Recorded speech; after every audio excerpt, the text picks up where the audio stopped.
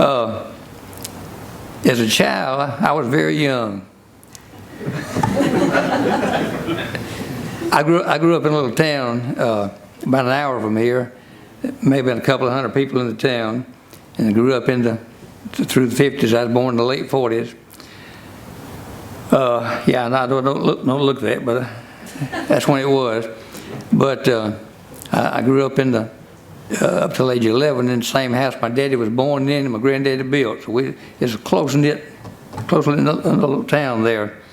But I walked about a half mile to school in one direction, and we had a Baptist church about a half mile the other direction. And I used to walk to church. Mom and Daddy were Christians, but they were nominal Christians, and some of that was nominal as far as church attendance and getting together and so forth, but they had a lot of health problems. So that hindered them to some extent. But I remember very distinctly, I do all the church activities there because it was fun for little folks, you know, what few of us there were. And I'd walked to church one Wednesday night, and I came home, remember vividly, and I was probably 8 years old. And it was okay to walk down the highway to church then, you know, nobody's going to grab you. But I came home, and Mama opened the front door for me, and I told her I had joined the church. And she was just beside herself because I had joined the church, you know. And back then, joining the church, in most little Southern Baptist churches, consisted of what this consisted of. This is not just a memory I've got being this old, because I had the same memory 40 years ago. But pastor had to came out front, you know, at the end of the service, want to invite folks to come join the church. And the little girl lived next door to me. She went down there, so I said, I think I'll do that too. And I joined the church, and that's the only terminology I knew. I didn't know anything about being saved. I just didn't know that terminology. But I was a member of the church, though, and got baptized too. But then, the pastor there, he was also a state representative, and he had a business card, and his business card it said, I can tell you his name too, but his business card had a motto on it that said, "I still ain't mad at nobody." Which is kind of funny now for sure. But don't remember any plan of salvation being given, just joining the church. But time went on. We moved when I was 11 from one town to another one about 10 miles away. And first thing you did when you're a Southern Baptist is when you move, you go join another church right quick. That was expected of you. And so we did, my mom and daddy and me and my brother and sister. And I don't remember mom and daddy ever going anymore. that was it. But I liked it, and I'd walk down there to Bible school and all, you know, that kind of stuff. But don't remember anything about the gospel. And I, of course, as I hit my teenage years, no church anymore. I stayed home, and mom and daddy did too. And they paid the price one day for that, for their lack of faithfulness. My grandmother and grandfather, who were faithful and lived 45 minutes away, they came on Sunday afternoon and visited us. Well, they had to leave to get back and go to church. And I said in front of God and everybody, I said, just hang in church and stay here with us. So I bet my mama was, you know, just about like that. But that's where I was at that time in my life. And did a lot of stuff, just like the rest of you guys I see sitting out there, did a lot of stuff. I should have been killed in my teenage years, but somehow I made it through. I see some acknowledgement out there. But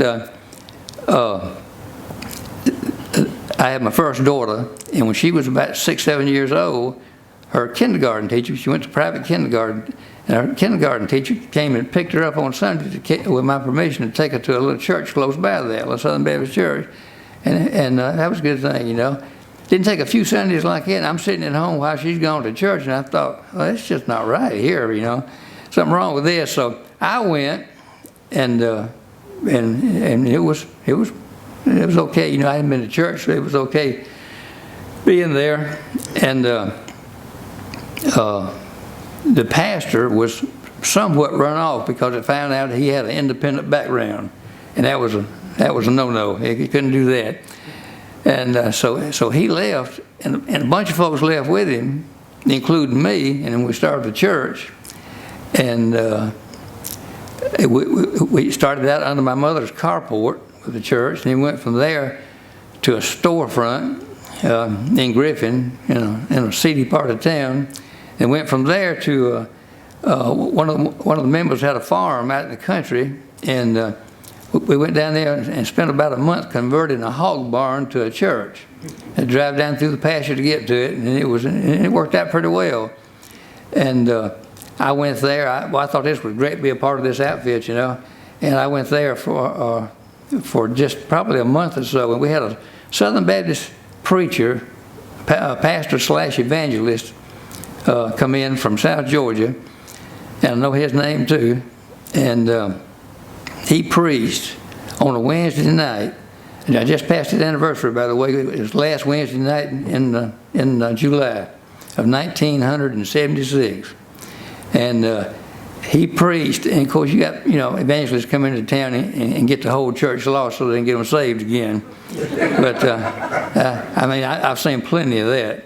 But I forget if I ascribed any bad motives to his sermon, but I was pretty dead sure that my chair was going to drop off into hell that night. You know, I was upset, and I went down and got saved, 1976 in July, and for the next month, well, I left there. You don't feel it when you get saved. I left there just euphoric. You know, it was just a great feeling, and went in and told my wife at the time that I'd gotten saved.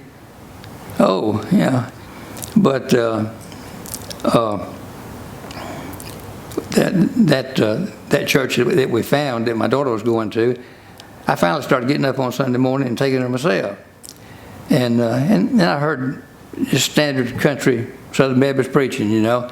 They had a revival preacher come in, and these folks have been visiting me. In fact, the folks from the first church that we joined when we moved to the other town, they had a visitation program, and I'd go off every Thursday night, so I'd miss them, because I knew he'd come in on Thursday. I didn't want to be there. So I'd leave. Even though I was saved and baptized, I joined the church and baptized, but when I started carrying my daughter to the church, it was pretty good. Got this evangelist in. Still know him too. I hadn't seen him in several years, but he'd call me by my first name if he saw me. But I said, I'll tell you what I'm going to do, because these folks would bother me too. I already had one guy come and ask me, was I saved? And I said, oh yeah, I'm saved. I knew how to get rid of him, you know. But he came in and preached. I said, I'm going to go the first night and get it over with so they'll leave me alone. So I went the first night. And he was a wild man. He was just all over. I never seen anything like it before in my little Southern Baptist church. But he preached on Monday night. I went back on Tuesday night, Wednesday night, and Thursday night, and Friday night to hear him, just because I couldn't believe what I was seeing. And hearing too. I just never seen or heard anything like it. So when that preacher got pretty much asked to leave, we a good group of us left too. And in the hog barn, I got saved on that Wednesday night, and that was probably 6 months after they had started picking my daughter up to go to Sunday school. So that worked out pretty well. I was euphoric that night, and I got in with both feet. Tell you something may help you though. I don't know where you are in your life, but I may have told the pastor this before. The first month after I got saved, just my nature, I want to double check everything. You know, I'll leave the office and come back from down the road and come back and make sure I lock the door, you know, that kind of thing. And I'm really bad about that in every area of my life. And I spent a month after I got saved, man, I hope I did everything I was supposed to, you know. And I'd read the book, read the book, and I couldn't see anything else to do. So, a dirt road in front of my house. I walked down the dirt road one night about dusk, and just talking to God out loud. And I said, "Look, I don't know what to do." I said, "I read the thing. I did exactly what you said to do, and you either lying or you're telling the truth. And if you're telling the truth, I know I'm saved." And like I said, it was about a month later, and I hadn't had 2 seconds of doubt since then. I just got that ironed out that night. And I went through. I thought on my job, my coworkers, I drove them crazy because everything I would tape the services on Sunday and bring them, play them on my workbench on Monday, and I played J. Vernon McGee and 2 or 3 others, all morning long, just driving. In fact, I had a best friend of mine now. He left because he said, "Skip's driving me crazy. I can't stand this." He quit his job.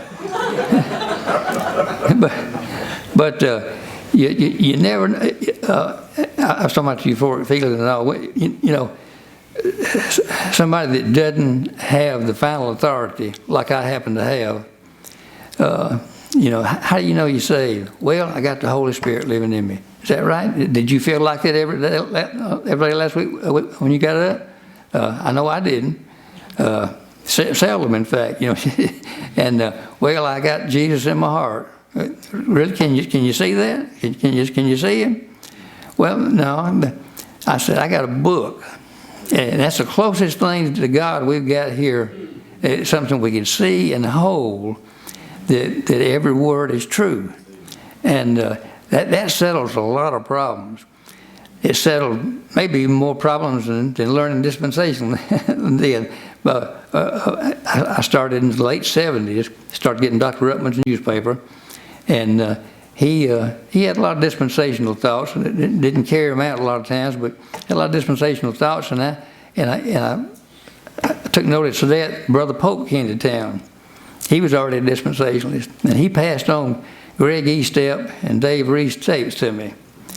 And I'd lay on my couch. I went through several of the books with Greg Estep. He started it with the Charity Bible Institute up there, and I lay on my couch the first night while the family watched TV, with a finger in this ear and a Panasonic player up beside this one, and listening to Greg Estep with his course on rightly dividing. And I'm laying there just mesmerized because I think all those problems are not really problems. I was, pastor would tell you something from the pulpit, and I don't see that. That's not what it says, but I know he knows more than I do, so that's fine. Well, I find out he didn't know more than I did later on. But I got to wrap it up. You never know where your influence, if you believe that book, is going to take you. I've got 2 daughters that both are super faithful. They love the Word. King James Bible believers, dispensational. One of them in particular, strong dispensationalist. But it spreads throughout your family. My oldest daughter had a boyfriend, and they wanted to get married. And the little boy wasn't saved. And I even went out to the car. They pulled up one day, and I got her out of the car and pointed my finger in his face and said, "I don't like you, and I don't want to see you on my place anymore. You understand me?" Yes, sir. He thought I was serious, which I was.